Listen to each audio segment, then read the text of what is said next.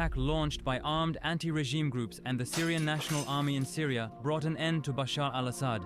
When the opposition launched an offensive towards Aleppo, Assad, though aware that this day might come, was momentarily shocked. His army was in a highly disorganized state. There were no proper war preparations.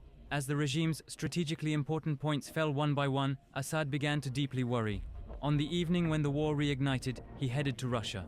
The goal was to obtain more air support from the Russians to repel the offensive. He wanted to take measures without delay. While the military forces of the Damascus regime put all their efforts into the battlefield, Assad spent 3 days in Moscow. He then returned to his country. On November 30th, the opposition had taken control of Aleppo and was advancing towards Hama. This content adopts a fictional narrative structure to support the information sharing process. As Assad sat on the couch in his mansion in the capital, he wrestled with the thought that his end might be near. The scenario of losing power had always lingered in the back of his mind. Now he was confronting it more closely. He had already mentally crafted an escape plan, but now there was no choice but to act. Sitting on the couch, he glanced at the notes in his hands. He couldn't properly read the document his advisor had written. He was alone. He still wanted his escape to go smoothly. Nervous and tense, he rose from his seat, stretched his arms, and took a deep breath. Moving toward his desk, he sat down on the chair. Placing both hands on his head, he began to think. The constant ticking of the antique clock in front of him only added to his irritation. Finally, in frustration, he picked up a glass from the table and hurled it at the clock. The room fell silent. Days passed. The opposition forces, having captured Hama and Homs, were now only a short distance from Damascus. They had reached the gates of the capital. On Saturday, December 8th, Assad summoned army and security officials to the meeting room at the Ministry of Defense. Around 30 officials attended the meeting, excited yet disappointed. First, they entered the building and walked down a long corridor to the meeting room at the end. Knocking on the door, they requested permission to enter. A voice from inside said, "Come in." When they entered, they saw Bashar standing with his back turned at the far end of the long table. He remained facing away for about 30 seconds after they entered. He was still crafting escape plans in his mind. To his men, he insisted that Russian military support was on its way. He urged the army not to lose morale and to keep resisting. No one mentioned the harsh realities on the ground. One person raised their hand to speak, but Assad's piercing glance stopped them from proceeding. He then ordered everyone to leave the room. Following his command, the regime officials exited one by one, closing the door behind them. Some still believed in Bashar, others were hopeless, as there was no visible sign of help. The message Assad had received from Moscow was negative. The reason was clear. Russia's priority was no longer Syria, but its neighbor, Ukraine. Indeed, Kremlin spokesperson Dmitry Peskov had recently stated that while Russia had expended significant effort in the past to ensure the Syrian regime's survival, its current priority was the conflict in Ukraine. That Saturday morning, high-ranking officials in the corridors of the presidential palace in Damascus proposed that Assad make a speech. Preparations and equipment setups followed, with plans for the speech to take place that evening. However, news soon broke that the speech had been postponed. What happened that day? At the end of the workday, Assad informed the director of the presidential office that he would head home, but he had no intention of going home. Step by step, he began to implement his escape plans. His options had run out, and he finally accepted the inevitability of his overthrow. He decided to leave the country. He considered 3 scenarios: fleeing to Russia, Iran, or the United Arab Emirates. Tehran, however, refused to accept Assad. He then sought refuge in the United Arab Emirates. However, the Abu Dhabi administration, wary of potential sanctions from the US and Europe, rejected Assad's request. That left Russia as his only option, and perhaps the most logical one. As previously mentioned, Assad had been preparing for this moment for years, working behind the scenes. Despite this, he denied that his escape was premeditated. He claimed that he remained in Damascus and continued his duties until the morning of December 8th. When the opposition reached Damascus, Assad stated he had gone to Latakia to coordinate the conflicts with Russia. He argued that upon arriving at the Hmeimim air base, it became clear the regime's forces had lost their military positions. He also claimed that on the evening of December 8th, Moscow ordered an immediate evacuation to Russia. However, the gradual transfer of his wealth to Russia over time hinted at a long-term escape plan. Between March 2018 and 2019, Assad reportedly smuggled approximately $250 million in cash to Russia. The sum, weighing around 2 tons in $100 and $500 banknotes, was transported on 21 separate flights to Moscow. According to the US State Department, the Assad family's wealth amounts to approximately $2 billion. Their assets are believed to be spread across numerous accounts, real estate, shell companies, and offshore tax havens. In Moscow's skyscraper-laden district, Assad owns 18 luxury apartments, investments he made as a contingency plan in case he lost power. Fully aware that his end was imminent, Assad now had only hours left to escape. Let's rewind to earlier that Saturday when he announced he would be heading home. Instead, after leaving the Ministry of Defense, he got into his car.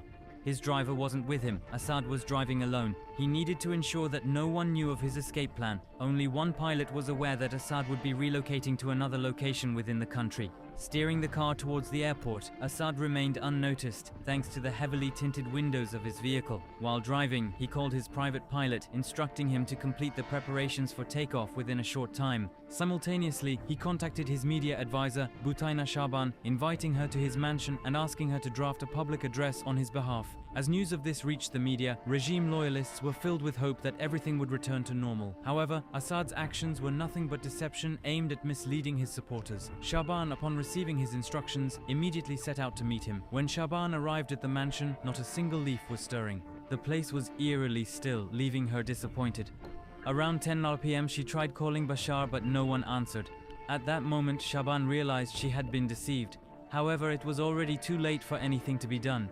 At 10:30 p.m., Mohammad Jalali, the regime's last prime minister, managed to speak with Assad on the phone. Jalali lamented the dire situation on the ground. Assad, however, cryptically replied, "We'll see tomorrow," repeating "tomorrow, tomorrow" before ending the call. This was the last thing Assad ever said to Jalali. The following morning at dawn, Jalali attempted to call Assad again but could not reach him. Meanwhile, Foreign Minister Hakan Fidan had met with his Iranian and Russian counterparts in Doha on December 7th and 8th to discuss the unfolding situation.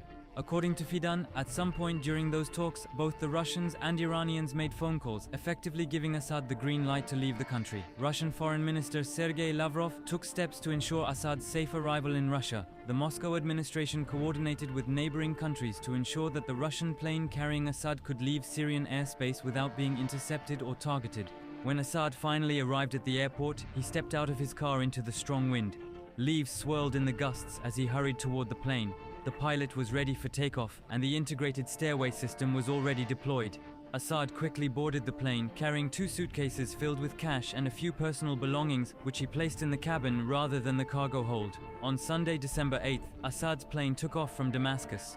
The pilot had turned off the plane's transponder to avoid radar detection. The flight first headed to Russia's Hmeimim airbase in Latakia, arriving within 45 to 60 minutes. There, another plane awaited him, ready to immediately continue to Moscow without delay. During the journey, Assad was without his wife, Asma, and their 3 children. They were already waiting for him in Moscow, where Asma was undergoing cancer treatment. Their eldest son, Hafez Assad, had recently defended his doctoral thesis at Moscow University. As Assad's plane departed, opposition forces and Syrian citizens reached the presidential palace. Images from Assad's home began circulating on social media. A pot of cooked food had been left on the stove, and family photo albums had been abandoned. It was clear that the departure had been rushed. As Assad's grip on power slipped away, he shared his plans to flee Syria with no one. Sources with knowledge of the situation revealed that he deceived or deliberately kept his aides, advisors, and even close relatives in the dark. He didn't even inform his own brother Maher of his escape. Maher, the commander of the elite 4th Armored Division, had been on the front lines with his troops, making significant sacrifices to keep the regime afloat. But when it came to saving his own life, such sacrifices meant little to Bashar.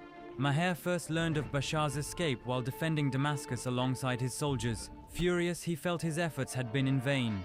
In a moment of anger and disillusionment, Maher decided to leave the country as well. Boarding a military helicopter, he flew to Baghdad, Iraq, and then onward to Russia. Whether Maher would seek retribution for this betrayal in his new destination remained uncertain. Meanwhile, Bashar's cousins, Ihab and Ayad Makhlouf, were left behind as Damascus fell into the hands of opposition forces. Confused and realizing they had been betrayed, the two set off by car, attempting to flee to Lebanon. However, their escape was thwarted when they were ambushed by opposition fighters. Reports claim that Ihab was shot and killed, while Ayad was injured, though no official confirmation of Ihab's death has been issued. This was how the final 24 hours of Bashar al-Assad's rule unfolded. He executed his escape plan without informing even his closest allies, leaving behind those who had been most loyal to him. He abandoned not only his most trusted confidants, but also those who had dedicated themselves to preserving his regime. The remaining regime officials were enraged. They were furious at Bashar's self-serving actions and felt deeply betrayed. Many believed he had put his personal interests above all else, leaving them to face the consequences of his failure. But by then, it was far too late. The man who had once forced millions of Syrians into becoming refugees had now become a refugee himself.